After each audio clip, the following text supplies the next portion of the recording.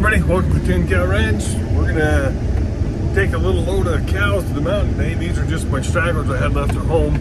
So I just threw them in the front of the trailer, threw the horse in the back of the trailer, and I go take a quick ride around the fence, just check some gates and such, and kick these cows out.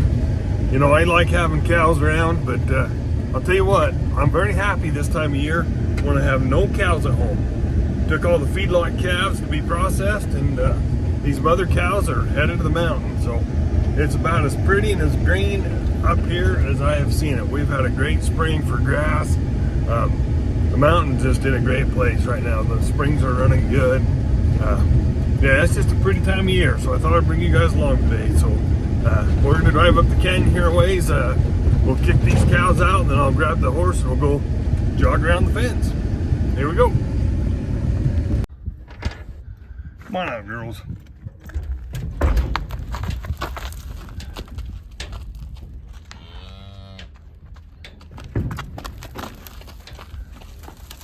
Come on out, calf.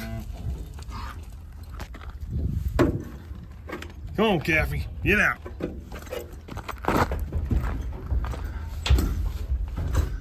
This little guy, he's wondering where his mom went.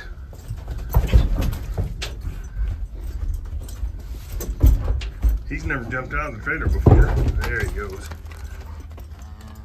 I don't know about you guys, but seeing a herd of cows in a summer pasture with grass up to their bellies, it's about as good as it gets right there. These guys are gonna go join the bunch. Double Macy with me today. We're gonna go check some fences. All right, well, I'm gonna go jump on the horse and go check some gates and check the fence around the creek. I decided to bring a rifle with me today. Show you the rifle I'm bringing. You know, this is the ranch channel. I have the gun channel, Badlands Ballistics, if you're interested in more gun content. But this rifle is a 38 Glenfield. Essentially, it is a Marlin 336, and I had the barrel cut off to 16 inches and put the Skinner sights on it. And I'm gonna start carrying this guy. So it's 16-inch barrel, flat side, lever action, perfect rifle for carrying on the mountain. So I'm gonna flip the camera around and show you what I got on this horse. So this is the new Corriente Wade saddle, and I've never carried a rifle on it before, so I'm not sure how it's all gonna work. I've got it tied into the D-ring for the breast collar. You know, those are pretty stout. They're riveted in there pretty heavy. Sometimes I'll carry them even higher and put the scabbard straps up around the swells, but I'm gonna try it like this for today. We'll see how it goes. Well, all right, guys, I found the problem area. We had the neighbors call a few days ago. We had some cows where they weren't supposed to be, and I rode this whole fence. I don't know, it's been 4 or 5, 6 weeks ago, whatever it was, did a video on it, and the fence was actually in pretty good shape. Flip the camera around and show you what kind of shape it's in now. I don't know if you guys can see that, but the fence is literally right on the ground. Broken cedar post, steel post about pushed right over. Top several wires, just, there's nothing left of them. I mean, a guy can step right across that fence.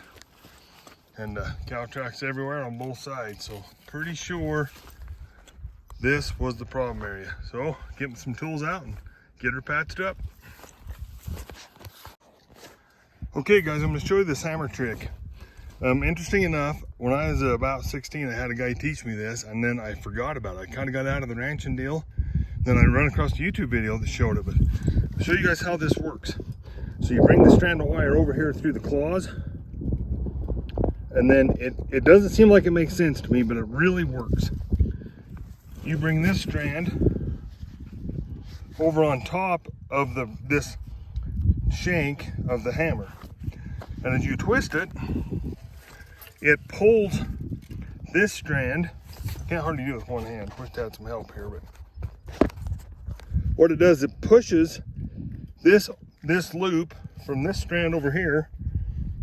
It pushes it as you twist down the wire. How that works, I have no idea, but it does.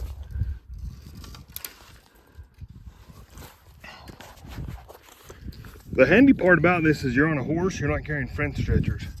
But I'm trying to show you, as I twist that walks that loop right down. So I've got 3 or 4 strands or twists on it, and you can see that wire is as tight as it can be. And then what you do is take your lineman pliers and just pinch it right here, and then unroll the hammer, and then roll that strand back onto itself. I won't be able to do it one-handed, but I'll show you after I get it done. So I just got the hammer off, and you can see that I was able to just get one bend in that wire, and that's held it. I'm gonna go ahead and wrap that strand around that, and that'll be a pretty secure fix. That puppy's pretty tight. All right, guys, well, I got the fence put back up. My concern is there's a herd of elk here somewhere that's gonna flatten this again. The elk have raised a lot of heck with us on this fence, but don't know what else to do. I mean, it broke 2 cedar posts, and that steel post in between the 2 cedars was flattened. It was almost the point of, flat on the ground almost, but not quite. But we've had a problem area here, and in the next draw over, it's like the elk will filter down through these draws, and they come down to water. So we've places in the past, we've let the fence be a little bit low, and the elk will drop over or hop over the top of it. I'm not sure what happened there. So anyway, we're gonna call that the fence is repaired for tonight. So here's old Macy. You guys have seen her a ton. She's my oldest, best broke mare, but she's lonely, and I've started bringing her on days like today just to get her away from the other horses. I mean, she gets whinnying. She's banging really good today, but in the past, she's almost thrown a fit to get away from the other horses. But super nice horse. This is the first time I've carried a rifle on this saddle, and I think that is a great fit. What's interesting, I'll pull the rifle out here in a second, but I like the way that fits. I've been loping around and kind of through the creek and up and down and around, and man alive, a 16-inch lever action gun for a saddle scabbard is about ideal. So pretty happy with the way that's working out. I think I'm gonna, I usually ride up here during the summer a little bit, and I'm gonna start carrying that rifle with me. So anyway, we'll get on the horse and get back to the truck. Guys, I might be a little biased. I think this is about as pretty a place as there is to be in the springtime. Super green, the creek's running good. Generally speaking, in the cowboy world, fixing fence is the bottom of the totem pole. I don't mind it. I like good fences, I like good neighbors. Kind of go hand in hand, so I really don't mind fixing fence. Show you something interesting about our country right now, though. Turning across the creek here. Old Macy can see something crazy over there, and she don't know what it is. So this mare's been pretty good about the water. She's only crossed it a few dozen times in her life. There's something over there that's bothering her. I'm not sure what it is, but I don't know if you guys can see that. I'll try to zoom in. Big giant spools of a high voltage power line.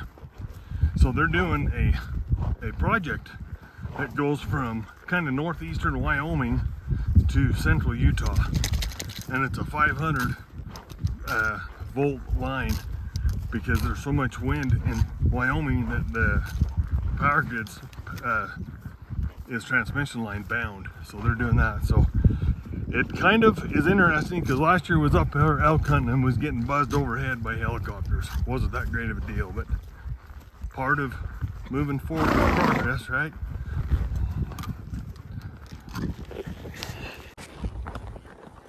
All right, guys, I don't know how well you can see it, but oh, tree. Can't see it at all now. Oh, there's the sunset. Sun's just going down about a half hour before daylight. For whatever reason, I think it's cool to see a guy's shadow sitting on a horse. Kind of dumb, I know, but kind of cool. I don't know why. So, beautiful sunset though. Things go perfect. I'm gonna go home and bale hay the rest of the night, and I will probably bring you guys along for that. Supposed to, actually, for our little corner of eastern Utah, there is a flash flood warning for all day tomorrow. So I'm hoping that hay is ready to bale and it doesn't get flooded out, but if it does, it does. That's farming. So Thanks for watching, everybody. Please subscribe.